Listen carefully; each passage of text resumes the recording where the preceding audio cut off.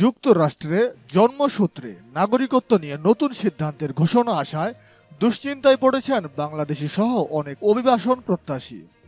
দেশটির প্রচলিত আইন অনুযায়ী যুক্তরাষ্ট্রে জন্ম নিলে স্বয়ংক্রিয়ভাবে নাগরিকত্ব পাওয়ার যে সুবিধা ছিল তা বাতিলের পরিকল্পনা চলছে।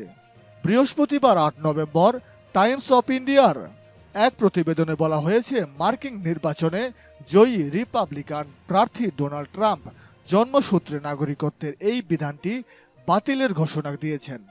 তার প্রচারাভিযানের ওয়েবসাইটে বলা হয়েছে, নতুন প্রশাসন দায়িত্ব নেওয়ার পর থেকেই যুক্তরাষ্ট্রে জন্ম নেওয়া শিশুদের স্বয়ংক্রিয় নাগরিকত্বের বিধান বাতিল করা হবে।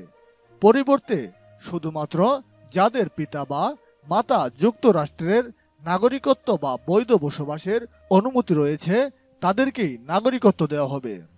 ওয়েবসাইটে আরও উল্লেখ রয়েছে যে যুক্তরাষ্ট্রের মাটিতে জন্মে নেওয়া শিশুর নাগরিকত্ব পেতে হলে তার পিতা বা মাতার কোনো একজন যুক্তরাষ্ট্রের নাগরিক বা বৈধ বসবাসের অনুমতি থাকা আবশ্যক।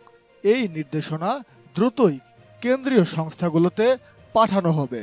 প্রতিবেদনে আরও বলা হয়েছে যে ২০ জানুয়ারি দায়িত্ব গ্রহণের পর থেকেই এই নির্দেশনা কার্যকর করা হবে বলে জানিয়েছেন নবনির্বাচিত প্রেসিডেন্ট ডোনাল্ড ট্রাম্প ও ভাইস প্রেসিডেন্ট জেডি ভান্স। দর্শক, যুক্তরাষ্ট্রের জন্মসূত্রে নাগরিকত্ব বাতিলের পরিকল্পনা সম্পর্কে আপনাদের কোনো মতামত থাকলে অবশ্যই আমাদেরকে কমেন্টস করে জানাতে পারেন। দেশ এবং দেশের বাইরের যে কোনো নিউজের আপডেট পেতে এক্ষুনি ফেস্টুন মিউজিক ইউটিউব চ্যানেলটিকে সাবস্ক্রাইব করে রাখুন আর সাথে থাকা বেল আইকনটি প্রেস করুন।